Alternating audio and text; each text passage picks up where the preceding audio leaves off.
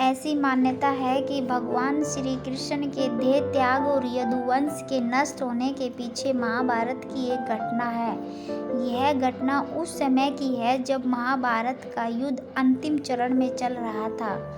कौरवों की ओर से लड़ रहे सभी वीर अपने प्राण गंवा चुके थे। अब यह करीब करीब तय हो चुका था कि महाभारत के युद्ध में पांडव विजयी हो चुके हैं। यह बात दुर्योधन की माता गांधारी के पास भी पहुंची। गांधारी इस युद्ध में अपने 99 पुत्रों को खो चुकी थी और सिर्फ दुर्योधन ही बचा हुआ था। ऐसे समय में गांधारी का पुत्र मोह उभर कर सामने आ गया और उसने अपने पुत्र दुर्योधन को गंगा स्नान करने नग्न अवस्था में अपने सामने आने के लिए कहा। दुर्योधन माता के सामने नग्न में आने से पहले तो हिचकिचाए, लेकिन माता की आज्ञा के कारण दुर्योधन ऐसा करने के लिए तैयार हो गए।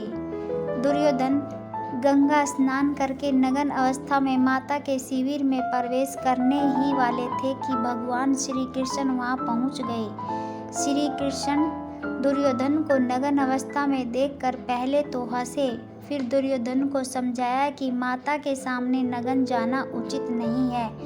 श्री कृष्ण ने सलाह दी कि कम से कम अपनी कमर में केले का पत्ता लपेट लो। दुर्योधन को श्री कृष्ण की यह बात ठीक लगी और केले का पत्ता लपेटकर वह माता के सामने पहुंच गए। गांधारी ने अपनी आंखों पर लगी पट्टी को हटाया और दुर्योधन को देखा।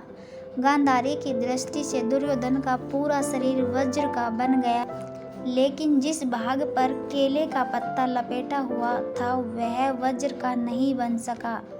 गांधारी ने जब यह पूछा कि किसने तुम्हें केले का पत्ता लपेट कर आने की सलाह दी, तो दुर्योधन ने श्री कृष्ण का नाम बताया। इससे गांधारी क्रोधित हो गई, क्योंकि वह समझ गई कि कृष्ण ने ऐसी चाल चली है जिससे उसका पुत्र अजय नहीं रहा है और उसकी भी मृत्यु हो जाएगी। इससे गांधारी ने श्री कृष्ण को श्राप दे दिया। गांधारी ने श्री कृष्ण को श्राप दिया कि जिस तरह से मेरा वंश नष्ट हुआ है उसी तरह पूरे यदुवंशियों का भी अंत हो जाए। गांधारी के शाप के कारण यदुवंशी आपस में ही लड़कर नष्ट हो गए और कौरवों की तरह यदुवंशी भी नष्ट हो गया।